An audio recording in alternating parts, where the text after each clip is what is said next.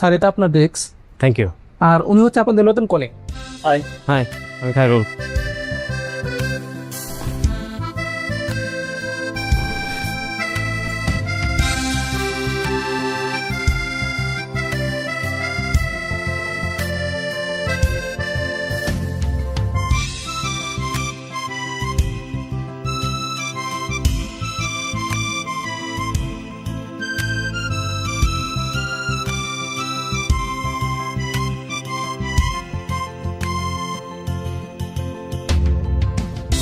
No ওয়ারিস।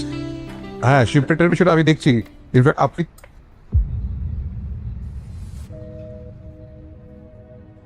Khalid uncle, sir এটা আপনার office? জানতাম না আমি। আমি এই যে নিউ রিক্রুটে জয়েন করছি আর কি। Good, very good. Carry on. জি।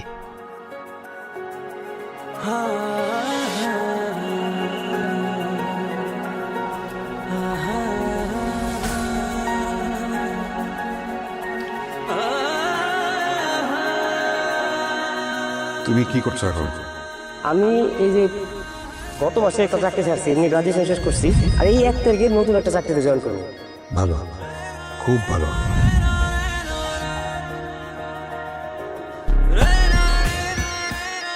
তোমার প্রমোশন লেটার। স্যার আজকে তো ফার্স্ট জয়েনিং, আজকে প্রমোশন। অবাক হচ্ছো? শোনো ভাইজান, মানে তোমার বাবার কাছে আমি কতটা ঋণী সেটা তুমি কোনোদিনই জানবে না। আজকে সেই ঋণের কিছুটা শোধ করার একটা সুযোগ পেলাম বলতে পারো।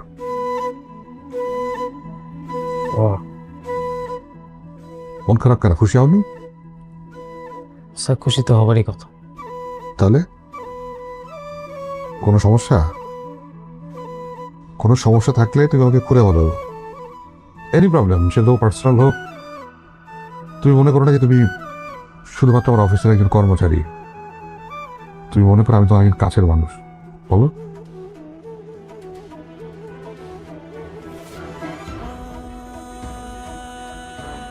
স্যার আমার প্রমোশনটা লাগবে না স্যার। স্যার আপনি যদি পারেন আমাকে 2-3 বছরের স্যালারি অ্যাডভান্স করে দিয়ে, আমার টাকার খুব দরকার।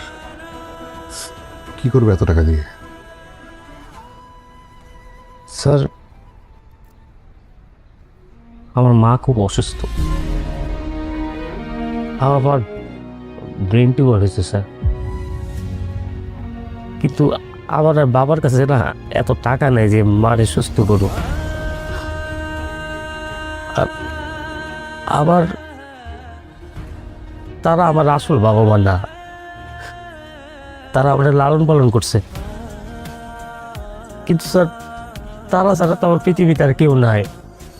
আমার চোখের সামনে দিয়ে আমার মা বিনা চিকিৎসায় মারা যাবে, আমি না স্যার সহ্য করতে পারতেছি না। মাকে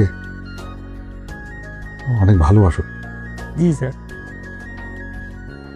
তারা ছাড়া তো আর কেউ নাই, আমি আর কারে ভালোবাসবো বলেন? কখনো ইচ্ছা হয়নি নিজের বাবাকে একবার খুঁজে দেখতে? না স্যার, কখন ইচ্ছা করেনি। যে আমাদের ছোটবেলায় ফেলাই দিয়ে গেছে তারে খুঁজে আমি কি করব? যারা আমারে আগলায় রাখছে তারাই তো সব আমার। কখনো যদি তোমার নিজের বাবা তোমার জীবনে ফিরে আসে? আসবে না, কখনোই আসবে না।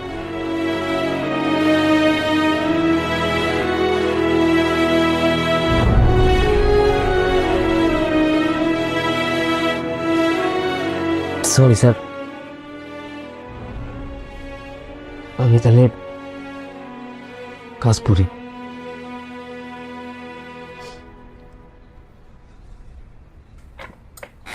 তোমায় লিখে রেখেছি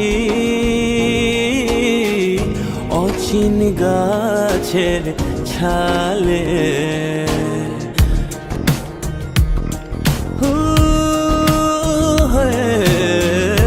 তোমায় শুধু ডেকেছি বারে বারে দেখে আলে তোমার জন্য পড়েছি গো চোখ জোড়া ছল ছলে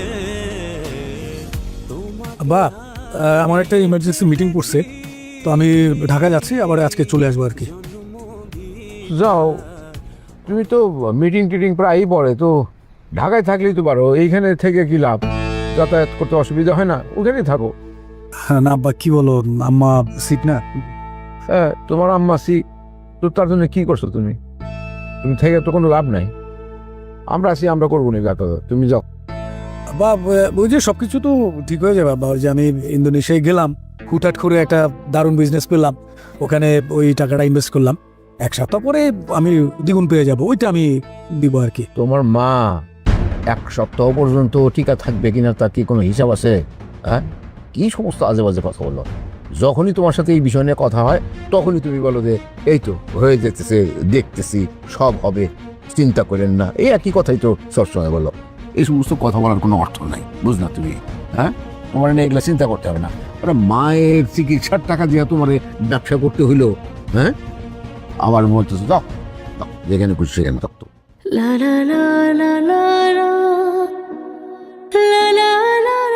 কোনো আপনার কথায় আপসেট হয়ে না তো, ওনার বয়স হয়ে গেছে, কখন কি বলতে হয় বুঝে না। তুমি যাও, কাজে মন দাও, কাজ শেষ করো, কাজ শেষ করে বাসা আসো, ঠিক আছে? এটা আমাদেরই গল্প, হ্যাঁ, এটা আমাদেরই গল্প, এটা আমাদেরই গল্প।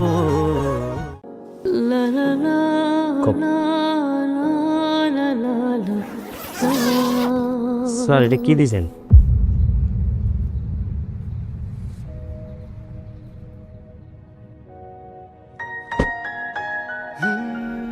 তোমার মায়ের ট্রিটমেন্ট ইমিডিয়েটলি শুরু করো। Sir thank you sir. আমি আপনাকে যে কি বলবো আমি ভাষা পাইতেছি না স্যার। কিছু বলতে হবে না, এটা তোমার নিজের অর্জিত টাকা, তোমার অ্যাডভান্স স্যালারি। আমার একটু ছুটি লাগে স্যার। কি করবে? আমি একটু বাড়িতে যাও। ও হ্যাঁ হ্যাঁ, অবশ্যই। আচ্ছা, তুমি যদি কিছু মনে না করো, আমি কি তোমার সাথে গ্রামে যেতে পারি? মানে গ্রাম আমার খুব ভালো লাগে। স্যার শিওর স্যার, কেন না? আপনাকে দেখলে বাবা অনেক খুশি হবে। চলে স্যার, আপনি আমার এত উপকার করেন, আপনি যাবেন না? চলে স্যার। ঠিক আছে।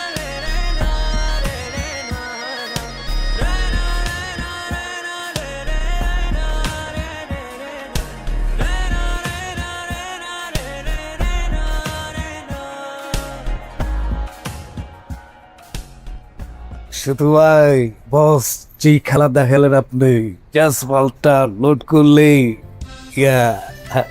বস। আমার কিন্তু আরেকটা রিকোয়েস্ট আছে বস। ওই যে আপনাকে বলছিলাম না যে বালিতে আমি একটা রিসোর্ট করতে চাই, বস প্লিজ ওই সময় আমাকে একটু হেল্প করবেন বস। চিয়ার্স। হ্যাঁ বস, এই যে আমি অফিসে বস। বস ঠিক আছে বস, থ্যাংক ইউ সো মাচ। ওকে ওকে ওকে, হ্যাঁ হ্যাঁ আপনি ফ্রি। ওকে ওকে, হ্যাঁ হ্যাঁ, ওকে ওকে, বাই।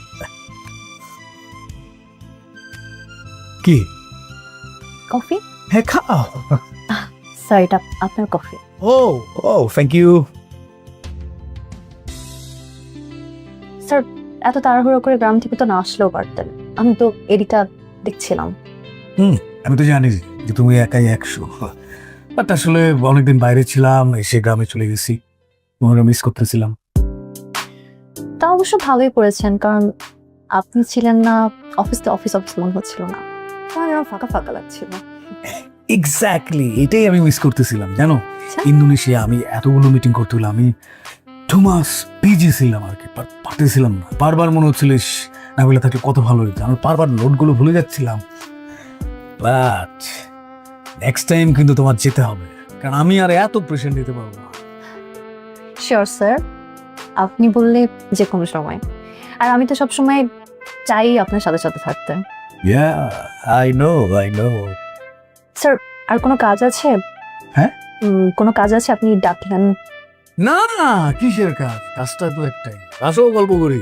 সবসময় তো কাজ কাজ করলে হবে? বসো, এটাই তো বড় কাজ। এ কি খাবা বলো? কিছু না স্যার। তারপর আপনার ট্রিপ কেমন ছিল?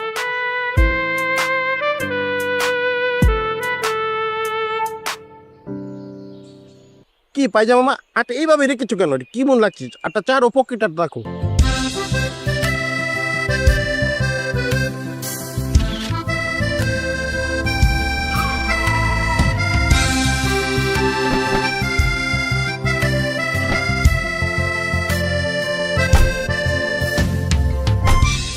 স্যার আছে।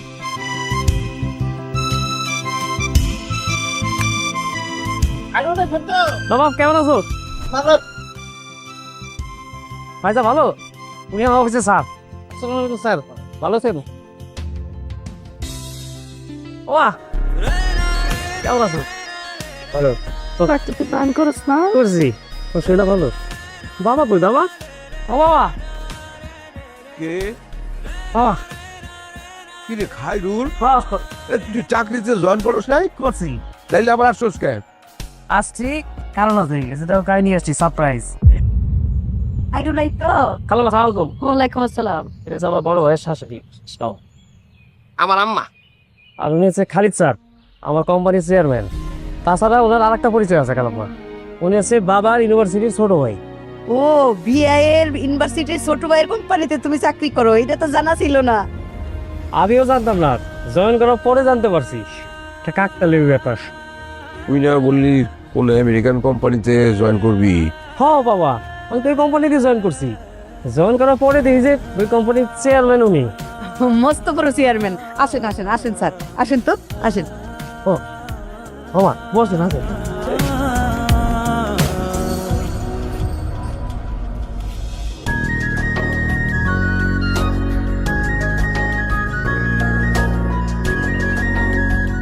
বলবো তোমার বলছিলাম যে এই দিকের আসার দরকার নাই, আবার কি মনে করে আসছো? খায়রুলের সাথে যে স্যার আসবো এটা আমি জানতাম না স্যার। এই জন্য নিজের উদ্যোগে চলে এসেছি, যাতে কোনো ঝামেলা না হয়। তুমি তারে বলো নাই যে ওই বাড়িতে যাওয়া যাবে না, আপনাকে যাইতে নিষেধ করছে, খামাখা ঝামেলা করতে যাবেন কেন? হ্যাঁ আসছো আসছো, তাড়াতাড়ি আপদ বিদায় করো, যাও বুঝাও। আচ্ছা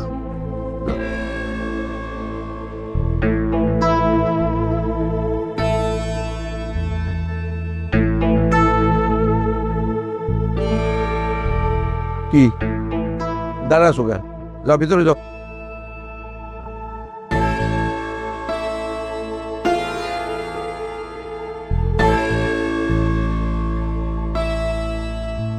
বসো বুলবুল, বসো বসো।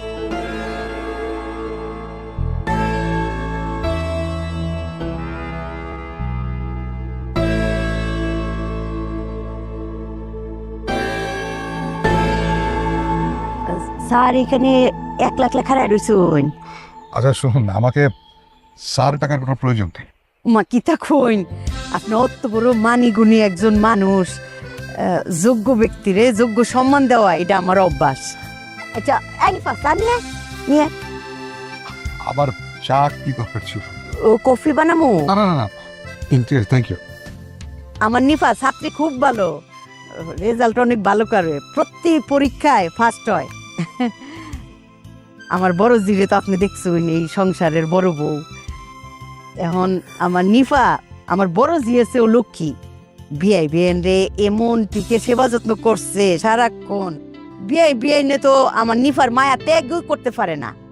ওহন বিয়াই নে আমারে আষ্টে ফিস্টে বেড়ায় এই বাইলে ধরছে যে নিফারে খায়রুলের বউ করতো। বন্ধুরা আসসালামু আলাইকুম, কেমন আছেন আপনারা সবাই? আশা করি ভালো আছেন। আর নতুন এই ব্লগে আপনাদের সবাইকে স্বাগতম। আশা করি সবার দিনগুলো ভালোই কাটছে। আর সবার প্রথমে বলবো যে আমার এই চ্যানেলটাকে আপনারা সাবস্ক্রাইব করে রাখেন, আর পাশাপাশি লাইক কমেন্ট শেয়ার করেন এবং বেল আইকনটি বাজিয়ে রাখেন যাতে ভিডিও ছাড়ার সাথে সাথে প্রথমে এই ভিডিওটা আপনার কাছে পৌঁছে যায়। এবং আবহাওয়ার পরিবর্তন হচ্ছে, যার কারণে স্বাভাবিকভাবে সবারই একটু ঠান্ডা জ্বর লেগে আছে। তো এটা আশা করা যায় কিছুদিনের ভিতরেই একবারে পরিপূর্ণভাবে ঠিক হয়ে যাবে, যাতে আমাদের শরীরটা ভালো থাকে। আর ইতিমধ্যেই আমরা শুরু করে হয়ে গেছে, রমজানের অলরেডি কয়েকটা দিন পার হয়ে গেল। আর এই রমজান মাসে আপনারা চেষ্টা করবেন যাতে সবাই রোজা রাখতে পারেন, সিয়াম পালন করতে পারেন, সকল ধরনের খারাপ কাজ থেকে বিরত থাকতে পারেন। তো এটা আমার স্টুডিও, এই স্টুডিওতে বসে বসে আমি কাজ করে থাকি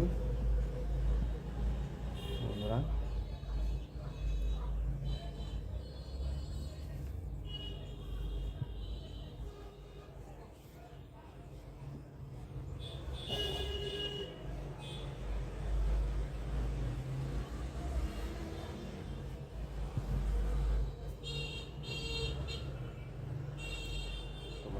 সবসময় ভিডিও দেখবেন, ভিডিও কমেন্ট করবেন বিভিন্ন জিনিসের। আর আমরা সামনে ভালো কিছু করার চেষ্টা করছি, ভাবতেছি নতুন নতুন নতুন প্রোডাক্ট সেল করব। তো এই বিভিন্ন প্রকার প্রোডাক্ট সেল করলে কেমন হয় বন্ধুরা, এটা আপনারা জানাতে পারেন। এবং কী কী পণ্য বিশেষ করে আমরা যদি সেল করে থাকি তাহলে সবচেয়ে থেকে ভালো হয়, এবং মানুষের কাছে চাহিদা সম্পন্ন প্রোডাক্ট কী কী, এই সব ধরনের জ্ঞান আপনারা আমাদের দিতে পারেন। এই জ্ঞানগুলো হয়তো বা আমাদের খুবই কাজে দিবে। কি সেটাই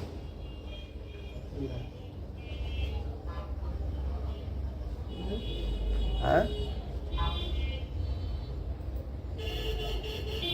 পাবলিক কল নাই,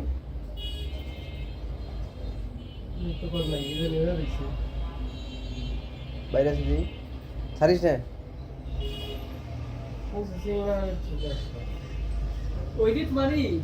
কি কোডিং করা মেলা আগের ভিডিও দেখলাম বৈঠা বৈঠা। আরেকটা দিছি দেখছিস না? আগে করে পিছু আগে কার কে ওইটা নাম ওইটাই ডাউন এখন যেটা বলো না শোনা ওইটাই ডাউনলোড করে ছাড়া লাগবে। তোর একটু আগে দিছিলাম কত ভিউ, এখন দেখ কত ভিউ। কোনটা বন্ধুরা চ্যানেল আগে নাম নিলাম এদিকে নেই তোর ওইটা কি বলো ভাই ডিলিট করছ নাকি কে টিম প্লে দিবি ওয়াশ টাইম তৈরি হইছে না নতুন না পুরান না বড় কাছে ডিলিট করিস না বড় কাছে টিম প্লে দিলে তিন ভিডিও থাকতো ওয়াশ টাইম থাকতো তারপরে কইতে থাকো নতুন হ্যাঁ হ্যাঁ। তো বন্ধুরা ওইটা চলবো তো না, যেটা আমার গুরু সম্পর্কে হ্যাঁ ভালো গরির ইন্টারভিউ আগে না, তারপরে আগে তুমি বলো, তুমি না সামনে আইছো আর ঘরে ইন্টারভিউ দিতে কোনো ভয় পায় না। তো কি অবস্থা আছে আলহামদুলিল্লাহ ভালো আছি, তবে মাঝে মধ্যে ভালো থাকি না, কারণ হচ্ছে আমি নিজেকে চালাকও মনে করি না, বলদও মনে করি না। আচ্ছা আমি একজন স্বাভাবিক মানুষ হিসেবে মনে করি, মানুষের থেকে বুদ্ধি নেই, আর সব বুদ্ধি নিয়ে মাঝে নিজের বুদ্ধির সাথে অ্যানালাইজ করি। একটা পর্যায়ে আমি অ্যানালাইজ করে আমার কাছে যেটা মনে হয় যে না এটা করা উচিত, এটা করা দরকার, আমি সেটাই করি। কিন্তু মাঝে মধ্যে আবার কিছু হঠাৎ করে আমার কাছে মনে হয় যে না কাজটা মানে কাজ হয়ে যাওয়ার পর মনে করি যে না এই কাজটা যেটা আমার মাথায় কেন আসলো না, আমি কেন কাজটা করলাম।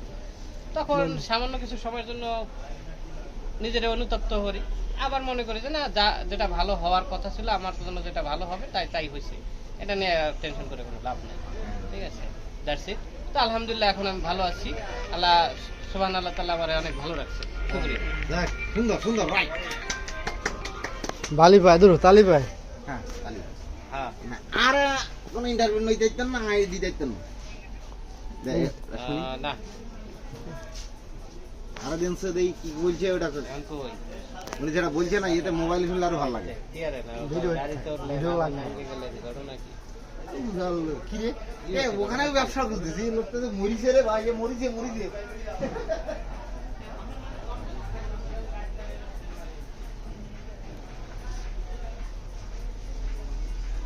কেনা চোরে না শোনে ধর্মের কাহিনী, চোরকে কখনো ধর্মের কাহিনী শোনায় চোরকে সে ধর্মান্তরিত করা যায় না, কারণ তার এটা আরেকটা জিনিস আমি অবজারভেশন করছি আমার নিজের পার্সোনাল লাইফে, সেটা হচ্ছে চোর জিনিসটা একটা রক্ত প্রবাহিত হয়। কিরকম, ধরো তোমার দাদা চুরি করছিল, তোমার বাবা চুরি করবে, তুমিও চুরি করবে, সেই ক্ষেত্রে তুমি কিছুটা ভিন্ন ব্যতিক্রমী হবা। তুমি যদি সমাজের সাথে সমাজের সামাজিক শিক্ষা দীক্ষায় যদি তুমি পরিবর্তন হও তাহলে পরিবর্তন হবা, কিন্তু তোমার ভিতরে রক্তের শিহরণে মাঝে মধ্যে তোমার মনে চাইবে চুরি করি। সেক্ষেত্রে ধরো তোমার বাবার, তোমরা 3 ভাই, 3 ভাইয়ের মধ্যে 2 ভাই ভালো হইতে পারো, 1 ভাই চোর হইবে। সে 1 ভাই ওই যে রক্তের টানের কারণে সে চুরি করবে, এবং তার অভাব যদি থাকে ছেলে চুরি করবে। এটা তার মানে দোষ না, তার রক্তের দোষ। বুঝতে পারছো? এক রক্ত তোমার শরীরও আছে না এক রক্ত শরীরে আছে, এর মধ্যে ওই যে জিনগত যে পরিবর্তন হয়, জিনগত পরিবর্তন হইতে হইতে মানুষের পরিবর্তন হয়ে যায়। এখন দেখা গেছে যে ওই অন্য 2 ভাইয়ের একটু আর্থিক সচ্ছলতা আছে, সামাজিক মর্যাদা আছে, যে কারণে তারা চাইলেও চুরি করতে পারে না, যাইতে পারে না। কিন্তু আরেক ভাই যে আর্থিক অসচ্ছল বা এই কারণে সে যায় চুরি করতে, এবং তার সামাজিক মর্যাদাটা ওই রকম সমাজে নাই, যে কারণে সে চুরি করে। সেই জন্যই বলা হয় চোরে ধর্মের না, চোরে শোনে না ধর্মের কাহিনী। আল্লাহ হাফেজ। সুন্দর কথা।